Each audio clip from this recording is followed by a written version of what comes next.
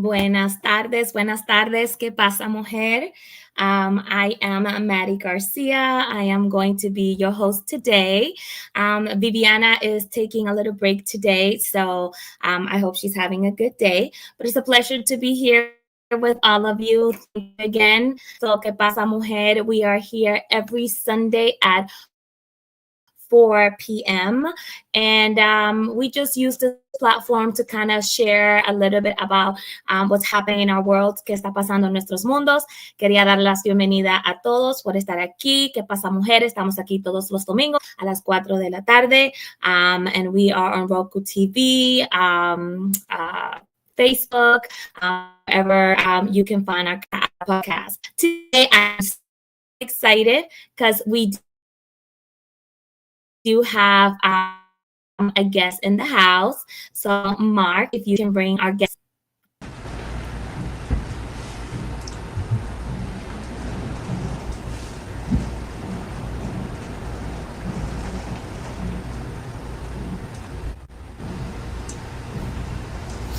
I guess we are all loading.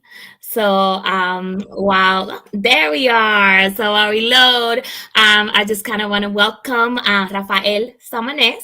Am I pronouncing that correctly? Yeah, perfect, Maddie. Hi, Maddie. How are you? Okay. Perfect. Bienvenido, Rafael. ¿Cómo estás? Bien, bien, gracias. Great. So let's get into it. I was just reading a little bit of your bio and a little bit about what you do, and I'm just so excited to have you here today and to get to know you. So tell us a little bit about yourself. Well, I'm a filmmaker based in Raleigh, North Carolina, in between Raleigh and New York City.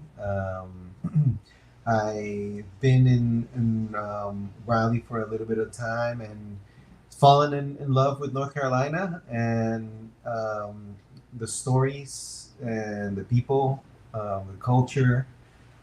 It's a really a beautiful place. So yeah, I'm a filmmaker. I'm a director, editor, and was taught in every part of filmmaking, but I'm really drawn to directing and editing.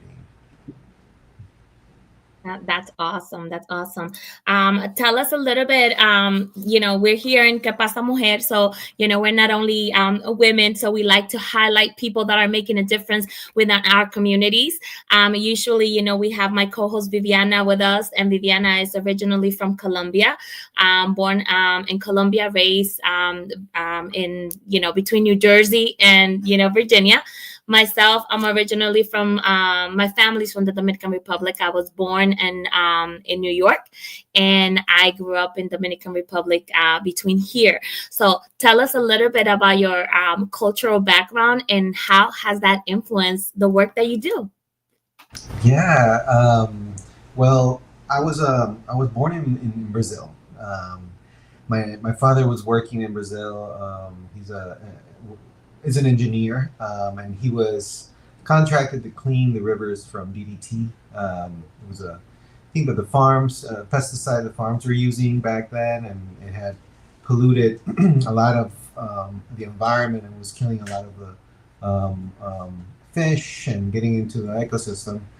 And so I was born there, and with my brothers. And then we moved to Lima, Peru. That's where my parents are from, and grew up in Lima, Peru. But we came to the States in the late '80s and to Cleveland, Ohio. And in Cleveland, Ohio is where I grew up, in East Cleveland,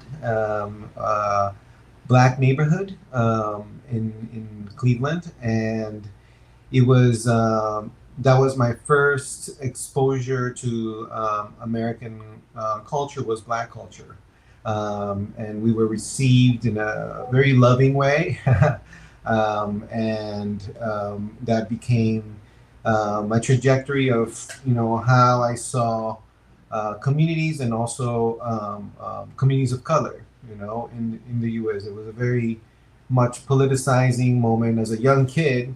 Stepping off the plane, and luckily we were able to go to school across town. Um, but we had to come back to our neighborhood, which my friends in the neighborhood couldn't go to that other school. So um, you start seeing the differences based on race and socioeconomic class, yeah, and it was a really set my trajectory in what I wanted to do. I went to I was pre-medicine at Case Western Reserve University, switched over to law school, hated it. Appreciate law, but I couldn't, it was just not for me.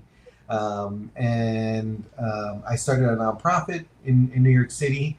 And that's really where I began to spread my wings as a community organizer. But the art was always there, and for a long time I didn't listen to it until I got to my late mid 30s, and that's when I realized that film and photography, was my passion. So I combined organizing with film, and that's what I'm doing today. That is awesome. That is awesome. So let me ask you, just out of curiosity, are you fluent in, do you speak Portuguese? I speak a little bit. My mother always said that I was fluent at one point, so it's in me. It's funny. I was in Brazil many years ago, and it just comes out. The lights start turning on, and of words and how to conjugate verbs and all that. So yeah, a little bit. It's in there. I just have to work on it a little bit more. But definitely Spanish, and English, and a little French. That's awesome. That's awesome. There Yeah. you go. There you go. Tell me a little bit. Are you still involved in your nonprofit? Tell me a little bit about your nonprofit.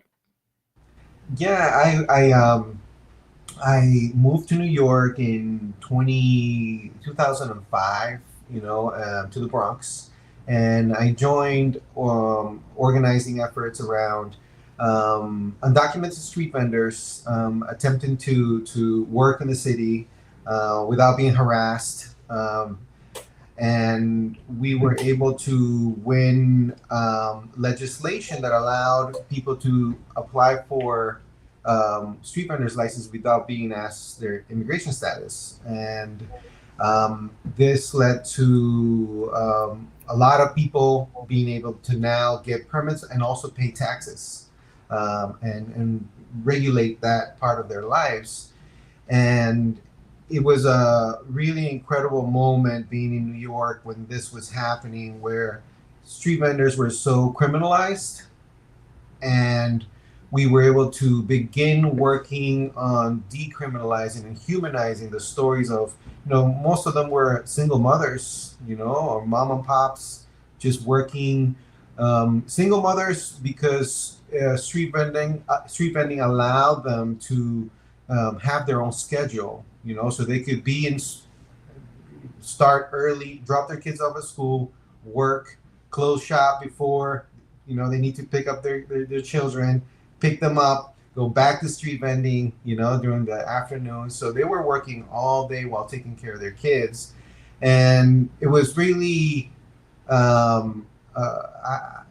believe, a crime when the police would come in and arrest them, or sometimes, we saw situations where their monies were taken away, and never given back, or their merchandise was given out in the streets to people, like flowers, they would put it on the floor with, their knees in the back of their neck, and situations like that. So that galvanized the organizing and the need for different legislation in the city of New York to really respect and elevate and appreciate the work that street vendors are doing every day. That is wonderful. That is wonderful to hear. I guess you use the word elevate in there. So let's transition to your regular job. I guess that's where it comes from. You are the director of, is it Elevate Media Films and Elevate Media News? Tell us a little bit about that. Yeah, and Elevate Media Films and Elevate Media News is a project of my wife and I, Leilani Clark, who was a community organizer out in Tucson, Arizona. We decided to start a film company or a production company that really focused the stories of those that are not paid attention to. Situations, people, subject matters. So we combine both our movie making with media. So if we're filming, for example, it just happened yesterday. We were at Soul City here in North Carolina, filming their first Black History March through Soul City, and we are filming the documentary on Jerry Ann King Johnson, who runs the historic quilters group out there in Warrenton, North Carolina, and she's been a lifelong community organizer, community builder, and we filmed this march for the documentary, but we also double it up and use the material to tell the stories of what's going on in real time. Because documentaries can take 2 years, 5 years. Some documentaries take 10 years, you know. So we want people to know what the beautiful work that's happening, the community, all those elements, and have people be able to enjoy, you know, and become part of it, participate, support in real time. So that's the mission of our company. It's a lot of work for two people. We're growing our team here.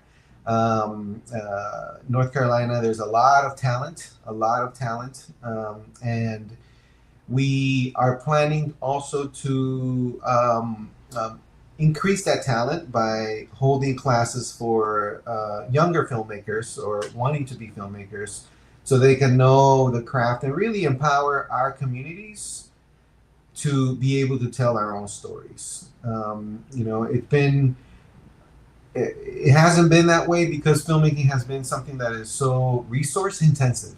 Um, and cameras are really expensive, drives, computers, you know, and it's been really expensive before. Now it's more accessible, you know, with phones and social media. But our stories haven't been told through what we've experienced as migrants, as people of color. So finally, it's starting to, even though now there's been, I believe, you know, a step backwards in that, you know, but we have to continue to push forward. That's right. I love that. So before we go any further, let me take a little bit of time to acknowledge our audience. So I know Tangi say hola. So hi Tangi, we love you. Tangi is one of our biggest supporters and she's with us every Sunday. So thank you for being here, Tangi. I love when you said that you discovered this part of yourself, you know, later in life. I myself, I'm an artist. I do spoken word. So when I hear you, it's just kind of cathartic to hear you say that, you know, that our stories need to be told, you know, through your particular art form, because that's how I feel about mine. You know, it's like nobody can write my story like I can, you know, and sometimes, you know, what we end up finding as artists is, at least I say that to myself, you know, I write my poetry for myself, what comes out of my heart, and then I get on a stage and I say what I have to say, and you find so many people that can relate with what you're saying. So it's like, yeah, I write, you know, like the story is being written through me, but it's not only for me. So it is beautiful to kind of see other people identifying, and I guess for you making that change and seeing how what you put out there touches and affect and improve people's lives. Do you you mentioned that your nonprofit is mainly based out of New York, or that's kind of where you started. Are you taking that with you to where you're at right now? How long you been in North Carolina? So the nonprofit during the 2017, 18, there was a big shakeup with funding and it was really strange. A lot of the funders, I kept being told that community organizing wasn't a word that we should be using within the funding world, and and that we should put our services up front. And and this was a time where a lot of organizations were going through closing down as a result of a lack of funding. For us, it was really a decision of the street vendors, and they felt that they had been, based on our practice of community organizing, they had gained the skills of how to organize within their own communities. And they didn't feel the need of a centralized institution any longer if they weren't able to dictate how the money was going to be used, how the programs were going to be structured. So they decided to close down the 501c3 and take the organization into their communities. So the vendors are organizing themselves around, for example, one of the practices that the organization used to do that vendors are doing now is police precincts in New York City hold a monthly meeting for the community. So you can go into the police precinct, it's a community event, where you're able to see what's going on in the precinct. And we use this as a means of beginning to establish relationships with the police. Sometimes it wasn't pretty, and sometimes it was very difficult. The police had taken this attitude of that the street vendors were a nuisance, a problem, and addressed it by only arrests and fines. And some of these fines were tremendous. So, I mean, I saw cases where it was so heavy, the burden of carrying, $10,000, $30,000 worth of fines for having to work every day. It led to a lot of depression. I know some vendors that even committed suicide as a result, of being undocumented, having the pressures of having all this fine and not being able to work every day, and having families. So it is really continues to be a very heavy burden. So in order to solve that, at least part of that, the vendors attend meetings in the police precincts where they begin to put a soft pressure on the police by establishing a relationship and giving vending a human face, a human story that is not just a vendor, but it's a mother, of two children, single, or a father, or a family that works together there, So once those relationships are established, a lot of the precincts changed in their attitudes towards our street vendors, towards us, even as an organization. So they continue to do that, and continue to organize, self-funded many times. And if some of the projects of these vendors are to become nonprofits again and get funding from funders, then that's great. That's their own decision. So my job was in a way finished, and that's where I actually decided to open a food cart with my brother in New York City. Selling moment. It did. It went great. We sold the business now, but it's still in operation. It's called Morocho Peruvian Fusion. You can find them on the internet. They're become a sensation because the food that my brother is a chef in New York City, Miguel Salmonez, and he went to the California Culinary Academy, and was bringing that caliber of of training into street vending. Not to say that street vendors are not chefs and all that, but he was able to fuse a lot of things, fuse all these different foods. I think at one point we were voted top 10 burgers in New York City. I remember the line going around the corner to get a burger or a food cart, and we call it the poor man's burger. And in Spanish, una hamburguesa lo pobre. It has bananas, it has egg, it has salsa criolla, all this, and people were never trying, a burger like that, and they just kept coming back, and coming back. So it was a beautiful experience. I have to say, though, it was the hardest job I've ever done in my life. Become a street vendor, having to sell food in the streets.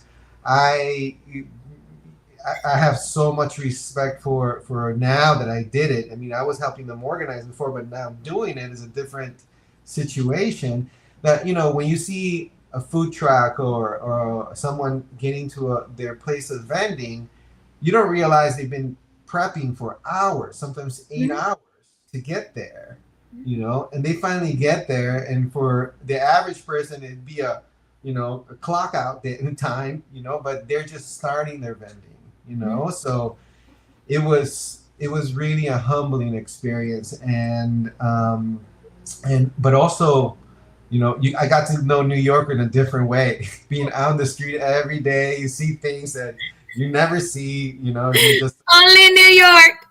Only New York. I think, experienced crazy situations, been helped out so many times. I remember one time the people the workers didn't show up on time. So I'm in the corner with a full cart full of food, and I have to push it onto the sidewalk by myself before the cops come and give me a ticket.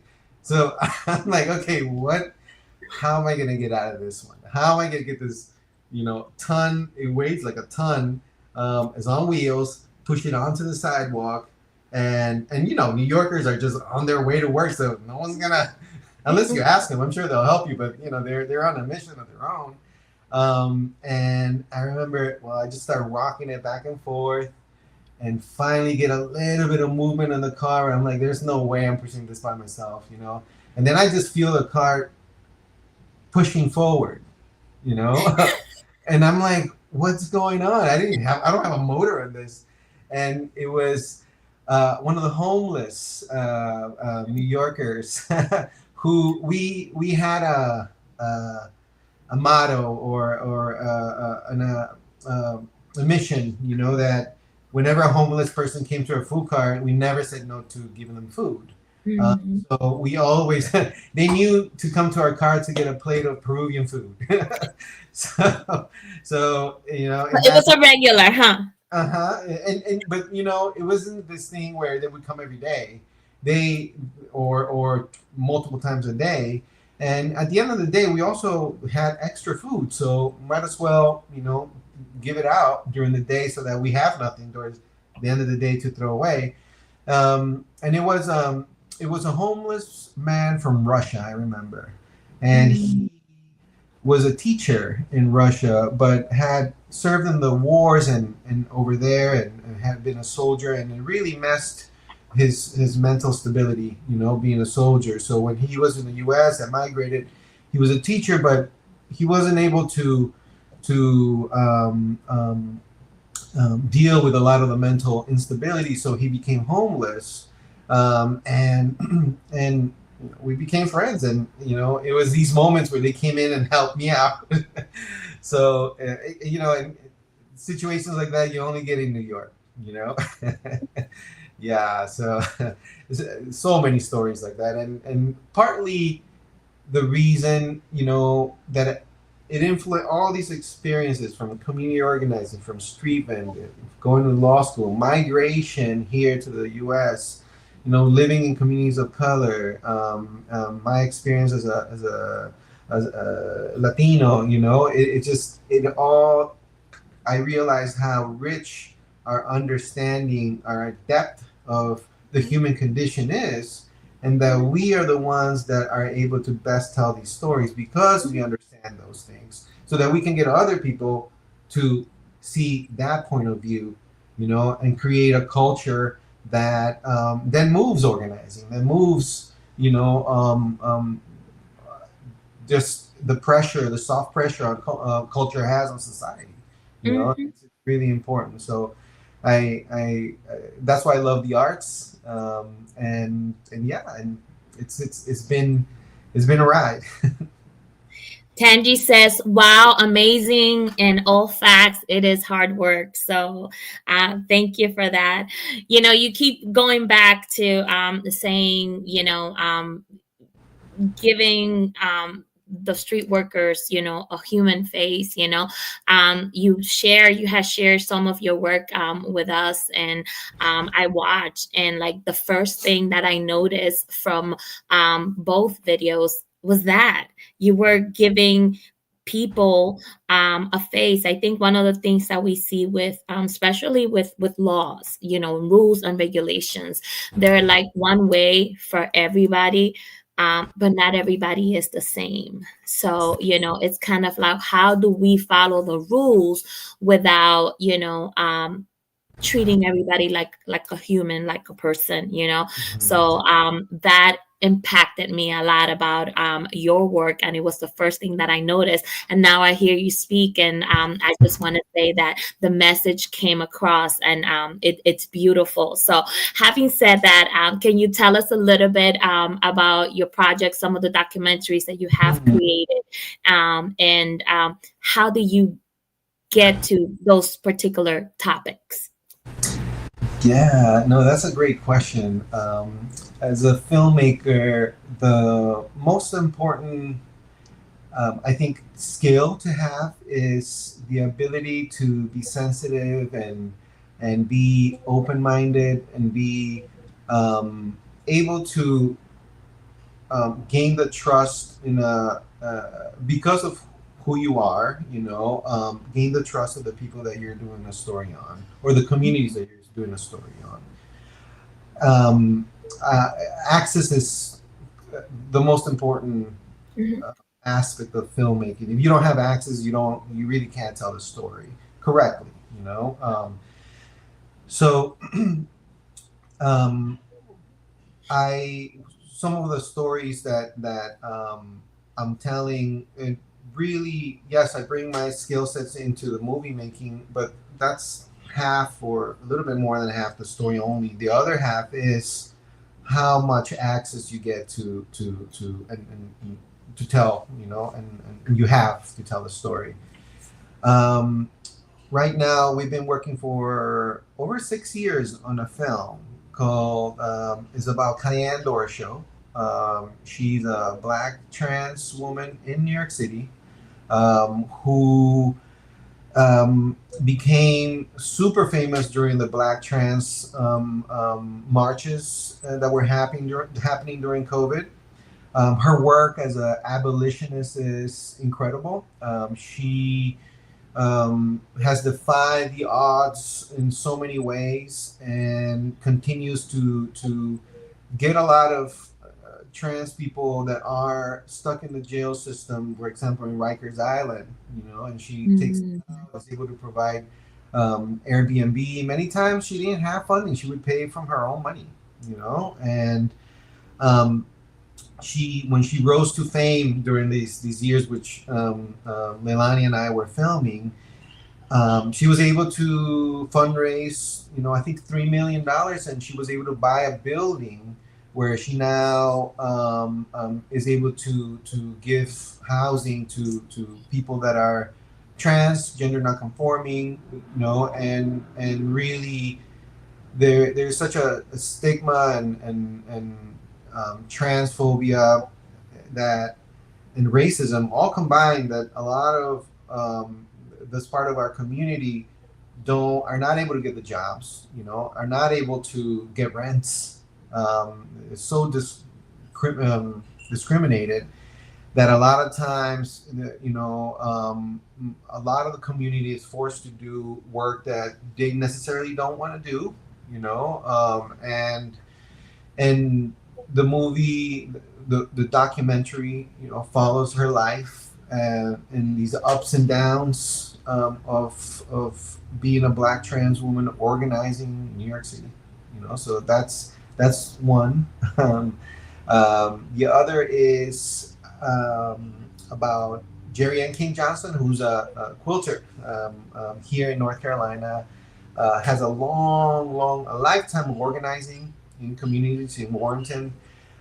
And we're really following just as me as a community organizer, just I always found this so interesting about what drives you, what motivates you to a lot of times sacrifice long periods of your life for community work for other people, and really how special people that decide to do that are, and so the film looks at her life, and the I just wrapped another one called Moonchild, which is about Yusuf Salim coming from Baltimore in the '70s to here, Raleigh and Durham, and really building a community based on love, unity, and jazz.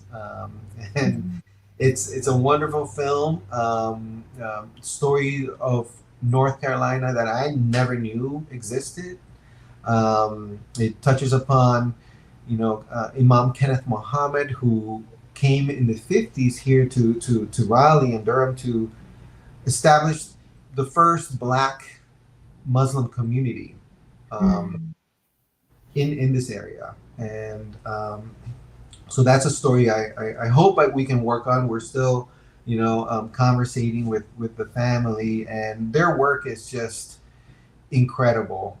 Their work, they're building the first Black masjid here in Raleigh from the ground up. So they're fundraising $5 million to get this masjid built and have programs that really lift the Black community here in Raleigh. So part of our work is to do documentaries, but also small videos, small projects to help them fundraise, to help the community know what's happening.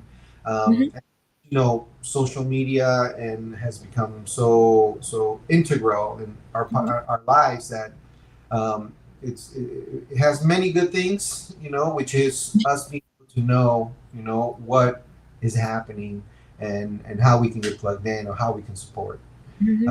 But the videos you saw is two shorts, which are still in editing, and they cover the lives of migrants in New York City. One is Alejandro, who hasn't seen his mother in 30 years because of immigration issues, not being able to go back, and through a program, he's able to see her, for a week, I believe it was. And I just always think about not being able to see my mother for 30 years. That I don't think I would be here if that's the case. I don't think I'm that strong, and the other one is about Cecilia, who is a street vendor, and really, we don't look a lot at elderly undocumented migrants and what they have to go through. I believe that if this society discards you right away if you can't produce and if you can't work. So she goes through the city, collecting cans, and that's how she survives. And of course, with the help of her family, but they're going through their own struggles as well. And that's the film of Cecilia, who unfortunately, within the movie, we're still working. She has to go back to Mexico to care for her son who passes away from cancer. So her life is just for me, it's just so inspiring, but also, a call to action to take care of our elderly, especially our elderly undocumented migrants. That is beautiful. Yeah, like I said, it's just just giving that human face to situations that can be happening in your, next door to you, and you're not aware. Sometimes, I racism does exist, discrimination does exist, but sometimes I think we find ourselves in situations where it's just, people just haven't been exposed to it. So I always say this in the show. I am so thankful for this platform, because it does allow us to, like you said, social media, it's like you communicate the good and the bad, everything is out there. But it gives us the opportunity to be able to communicate, to be able to tell our stories. I'm not an expert on anything by any means, just in my life and my own struggles. So that's what I talk about. But again, like we were saying before, through the arts, you get out there and you tell your stories, and you realize that we are more alike than what we are different. And I think, again, getting out there and saying what we see, you're humanizing the struggles that are happening and educating people. I'm big on education. We have to educate, we have to do our own research, in order to understand where we've been, where we're going, what's happening around us. So big kudos to you for that. And how our population is growing. We have a thing, and Viviana will kill me if I don't mention this today, but we say that Latinos contribute 4.1 trillion in 2023 to the economy in the US. So right now I think we've been saying 4.3 because it's been 2 years. So definitely, we have grown. So it's the importance of who we are, what we bring into the community. So we are important, and we work, we pay taxes. So again, kudos to you for organizing, for letting people stand up for their own rights as well. So I appreciate that. And Tanji said, sounds wonderful. Is Rafael aware that this past week in Williamsburg, VA, we had a Black Film Expo, and I believe it was the first, and guest speaker was Daphne Reed. Wow. So, I was not aware. So it's so many amazing. And then one of the things I think that Tanji points at is there's so many incredible things going on, and I talk about being here in the South now, and then going to the North and being in the North for a while. I go back and forth, but being here enough to see the stories that are here are so powerful, and it really reinforces the what I've always believed, but now I know it's absolutely true, that the only way that we are going to be able to survive these tumultuous political times is community.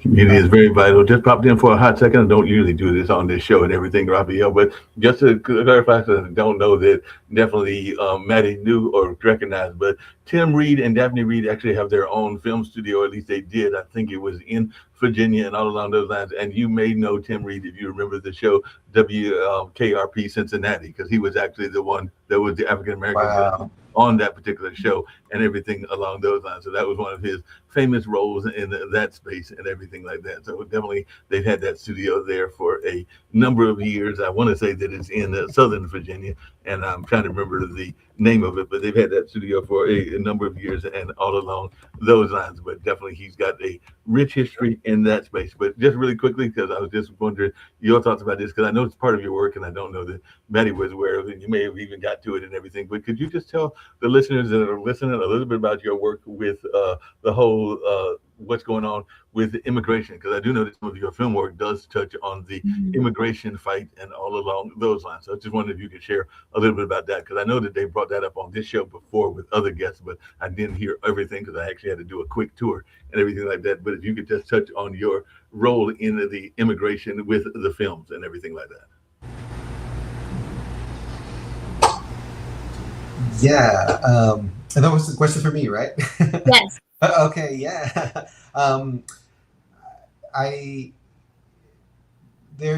My work, whether it's whatever story there is that I'm doing, it very much informed by my immigrant experience. Mm-hmm. And that is coming to a community that I have know nothing about, and for me, it was the Black community in Cleveland, Ohio, and really accepting me with open arms, and my family with open arms. And So it always, all my experiences as a migrant have been interlaced and weaved into the storytelling. And that allows me to have another set of lenses, when seeing a story, whether it's from Latino community, Black community, white community, all communities. I'm able to see that, and of course, there's limitations to that as well. That's why film is such a collaborative effort, that you need to have a diverse team of creators in order to tell the the correct story, to tell it properly. So my two films right now, as I was saying before, are about, the one is about a migrant who is not able to see his mother for 30 years and finally sees her, and just being able to witness that, and his comments is just it makes you question. The film is not outwardly political, but it's 100% political. Why are people subjected to these situations? And I'm sure some people are going to say, well, he chose to come here, but then it raises the question about NAFTA and the policies that have been implemented in Latin America for years before all this immigration stuff, that forced a lot of people to come to the U.S. For example, NAFTA with Mexico. Mexico, I think, imports almost all its corn. And that's a vital crop for their farmers. And the reason being that, the corn in Mexico is corn from the U.S. and it's subsidized here by the U.S. government, and Mexicans can't compete with the price of the corn that's coming in very cheap, so a lot of them had to close their farms or went bankrupt, and had to leave looking for work in the U.S. So when we speak about migration, we can't just speak about it, what's going on now. We have to look at it historically, what's happened, as a whole piece, and the militarization of the border, all these things are things that are so important to look at, and that we address, I address within the films in a way that, for example, with Ceci's, she lost one of her sons as he crossed the U.S. immigration border, the border, and she had to go in and identify the body, and for her, the experience of militarized border is that she loses family members crossing through, because they're, for example, at the border, they built the walls in areas where there was easily crossed, and they funneled people into the hardest, most dangerous areas across the deserts. And thousands of people have died crossing the desert in Arizona. And all these questions are brought up, within looking at someone's life as a migrant. Why didn't they do this? Why? Okay, if you get the conversation started, that's what's supposed to do. Let's go research, go study, go learn, go talk to people. Rather than repeat these tropes that are, developed by by the right, to minimize the existence of migrants. Yeah. Before we continue, I just want to mention, Mark said Daphne Reed was the second Aunt Vivian on the Fresh Prince of Bel-Air. So thank you, Mark, for that, because I couldn't put a face to the name. So thank you so much for that.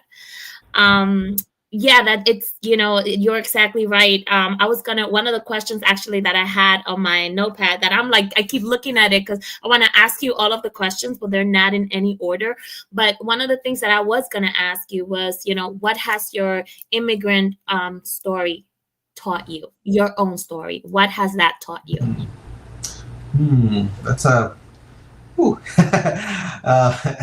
So many things, so many things. And the reason I moved, or have temporarily relocated to Raleigh was, my mother developed neurological disease, called PSP, supranuclear palsy, which is a horrible, debilitating disease. It takes away your muscle movement, your eyes, your voice, eventually the ability to eat, walk, and it's a lot of times, there's a strong dementia in there. So it's a really debilitating, and it's hard to see your loved ones go through such a decline so fast, So my partner Leilani and I moved down here to take care of her in her last 5 years. She passed away May of last year,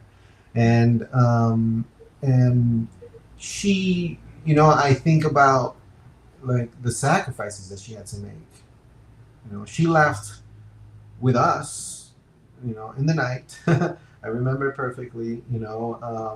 Left her family, left her friends. Even left my father, her husband, who later came later. And she, along with her kids, 4 kids, came to the U.S. and it just the resilience of a woman, of a mother, and just the ability to make things out of nothing, that that's a line in one of my poems. I wrote a poem about my mom, and that's one of the lines. You're gonna make me cry, and I'm not gonna cry, but that was one of my lines.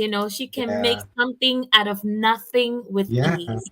Yeah, and I mean that's just the universal migrant, I think, experience. It is. You hear it so much. I came here with $20 in my pocket. And now that person employs so many people and it's created a beautiful community.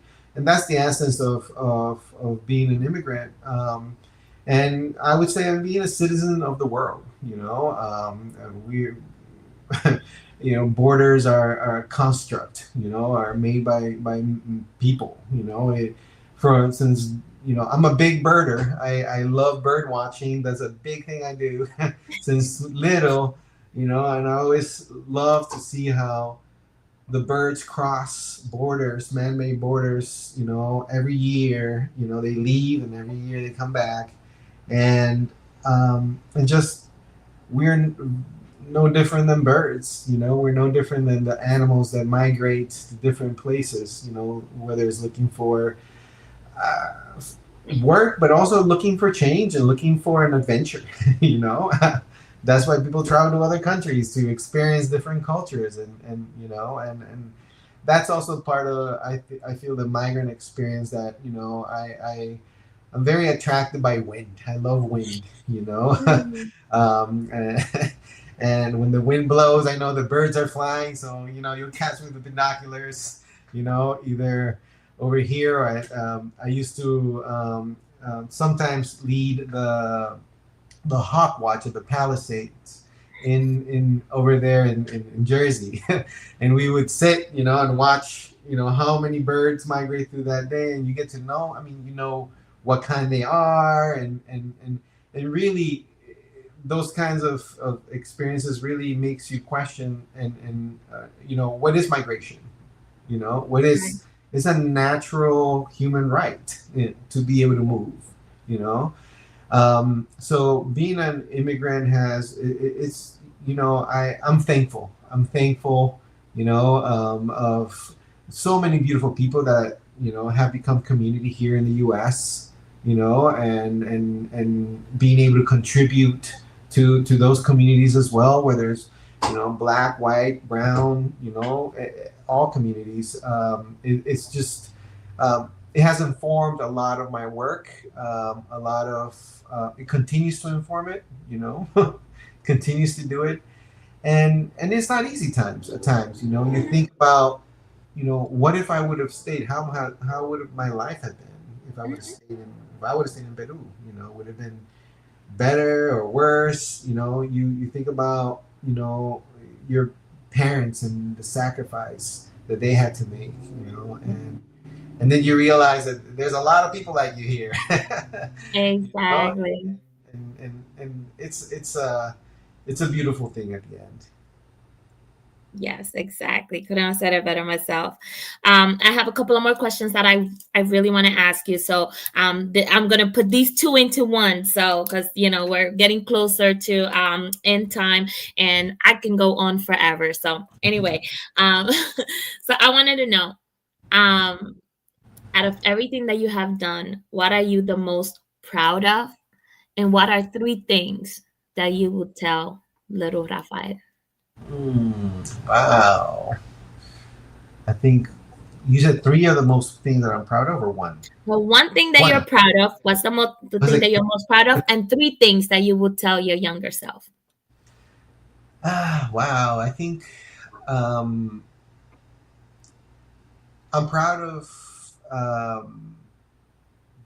have been able to be part and help build community, and that's for those that are organizers or community members that are running, their church group or their mosques, or just their neighborhood group, and just to make sure that their community, that people are respected and all that. That's a huge job and a huge feat, and I didn't realize how important and how much energy it takes, to do that. So I think that is one of the most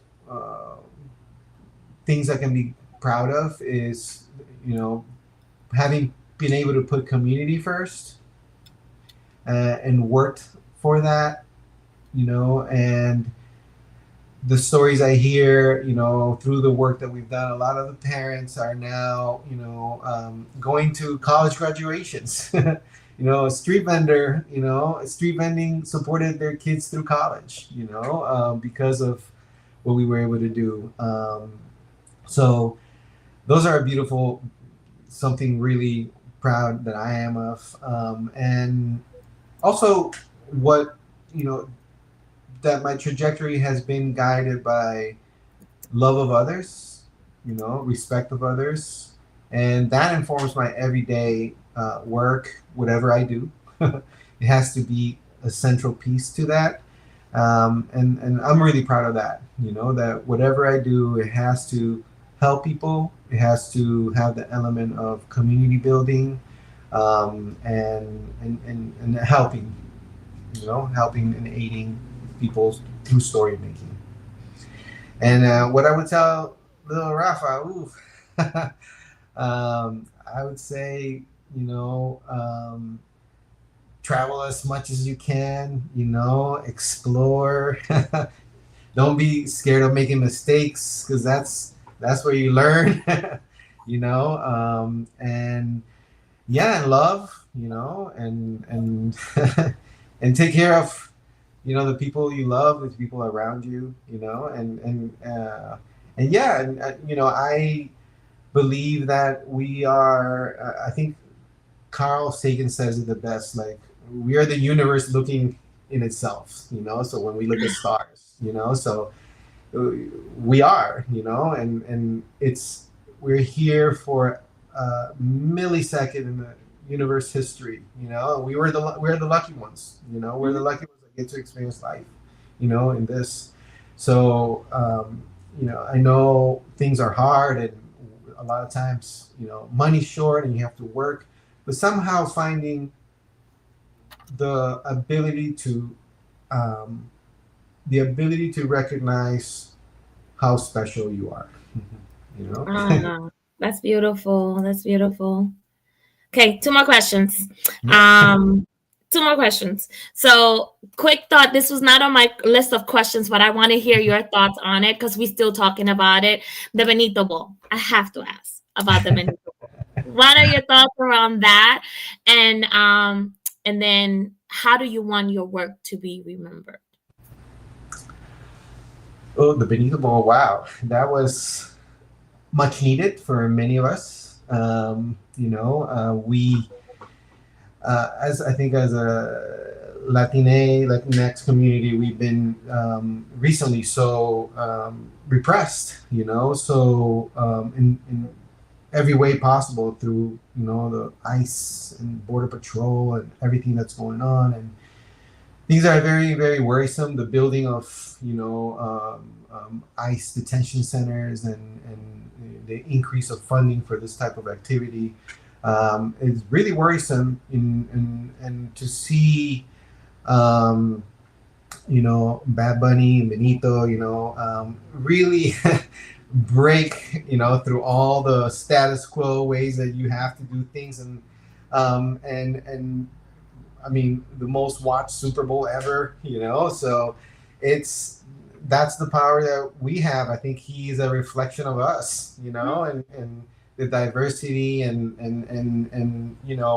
it's not always perfect, but we struggle through those imperfections, and it was just so empowering, so beautiful to watch, just bringing. I'm a big Pedro Pascal fan, so just seeing Pedro Pascal, and the art form of song writing and performance, but also storytelling. His storytelling was tight, tight. Everything was just as a filmmaker, The movie. it was a movie. You're It's a watching a movie. movie. I've never seen anything so well put together, and for us as Latinx, Latin people, it was something that it was much needed, and for me, it helped me build momentum again, yeah. Love it. How do you want your work to be remembered? I got into filmmaking late in life, and as I wasn't in my 20s or my late teens going to college to study film, as many people are lucky to do, and they know what they want to do early in life. For me, it was I feel like it was the way that it was supposed to happen. All these experiences that I've had makes me a stronger filmmaker. If I didn't have those experiences, I don't think I could be able to tell the stories the way I do now. So nowadays I'm always looking at directors. When I see a movie, I'm like, who's the director? What's the deal with the director? Where are they from? What's their experience? And it informs how the movie's going to be told. But I hope that my work changes people's perspective, that it adds to our rich culture as humans throughout the world, that it's just that's what happened at a certain time, during this person's life, and that it's just part of our human experience. I really is that I more than anything enjoy so much making these films that sometimes I don't even think about that. I just do it. But that's a good question though, because I believe it's also important to, my mom always told me, you do a good job and, pause to enjoy the diplomas or the awards that you're given to you by your work, because I always was like, no, just give it out. I don't care about those. But she's like, no. Step back and enjoy those things, because that's the community thanking you, for your work, and I'm like, oh, you're right, Mom, so it's, I just hope that it can help people, it can light, within people the power to change the world, you know, and that's all I can ask, and that's all we can ask as artists, you know. That's right. That's right. You know, we always say if you touch one person, you did your job. So I just want to say thank you so much. You know, so a confession. This is my first time doing the show by myself. So I You're am amazing, Maddie. Thank you so much for inviting me. you know, it was the first time doing it by myself, so I'm so thankful that it was you. You know, thank you for sharing your world, your life, your art form with us. Thank you so much.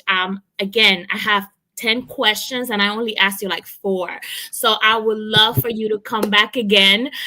So we definitely gonna be in touch. I am definitely Viviana would love to meet you, and I'm pretty sure that you know the hour is gonna go by like this. So at the end of every show, I do end the show with a poem. One of my poems. So I would like to share a poem today. It's an oldie, but a good one. And I think it kind of goes with the topic today and is part of my immigration story. So thank you, Rafael, again. Where are you on social media? Where can we follow you? Where can we find you before we go? Can you share a little bit of that with us? Sure. It's an Instagram is NYC_Rafa, or maybe it's Rafa_NYC. I'm not remembering.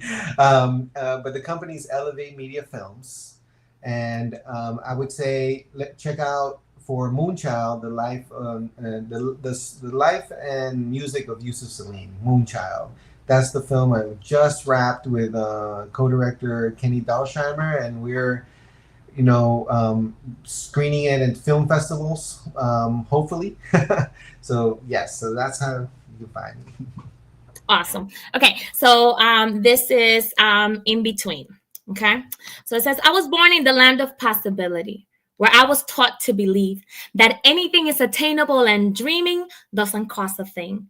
Until innocence is outgrown and you come face to face with deceit to realize the high price we actually paid to dream. In search of a better life, my parents became aliens in this new world, hoping to swim with the current, but instead found themselves swimming against its force. You would think that that would be enough to instill in them fear, but instead they found their own way to cope and deal with stress, not forgetting about their past, but making the best out of what they had, working twice as hard to prove that they could hang, trying to communicate in a language they could barely understand, but no complaints. Resilience has always been a part of their blood. They could always find another way to make it to the top. Trying to bounce up and not down, my generation start to question its ground. You see, I was born here, but I was raised there. I was too American for there and too Dominican for here. I didn't belong anywhere.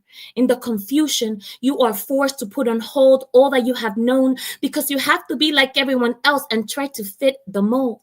The internal struggle finds its way up. Am I really an American? Or am I from where my parents came from? The blue color in my passport made me feel at ease and proud. But in the streets, it has no value when you speak English with an accent and your skin is brown. I found myself in the middle, held captive by this in-between, embracing opportunity but trying to hide the ethnic side of me, straightening my mommy curly hair and whitening my daddy tan skin, changing the dark coffee color in my eyes to American decaf with milk in. I just wanted to fit in and not have to explain to anybody why I looked and sounded different, hating in between. But I learned. And I learned that doubts only create questions. By trying to hide who you really are, you only add extra pressure instead of enjoying the pleasure and making the discovery of being different a treasure. Reassurance that comes from within, knowing that I don't have to choose from in between because I am all the way in. A bilingual tongue that's smart enough to create tactics. A mulata skin that's becoming synonymous with Maddie. The gift of words adding sabor to my spit. That makes me, knowing that in between doesn't have to be a detriment because it is a gift. I, birthed from mommy's hopes and papi's dreams, have become this bridge between my parents' generation and that of my kids. And it is up to me to embody the pride that one should always feel. Like not being ashamed to pronounce the R in between the letters of my last name, Garcia. Inject with convictions the words every time I'm asked, and I get to say, yes, sir, I am a proud American of Dominican descent. Wow. That's Thank you amazing. so much. Thank you so much. Again, thank you, Rafael, for being here. Thank you to Tanji and everybody who watches today. And come find us here every Sunday at 4 o'clock. We hope to see you again next Sunday. Thank you again, Rafael. Bye. Bye, Maddie. Thank you. Thank you, Mark. Thank you, Mark. Are just so impressed with them. Like I said, we've been with them for years. I will recommend and refer anyone to them. We stand by A+ Academics. They're the best. A+ tutorial really did help me with all my grades. They all went up when I came to this place. And I would say I recommend this school to everyone. So it's a really good environment to be in, especially for me because it makes me look up to my parents. If you have students that need academic help, A+ Academics is the place to be. A+ Academics, what a great place to go for academics. It's just a really great place to learn.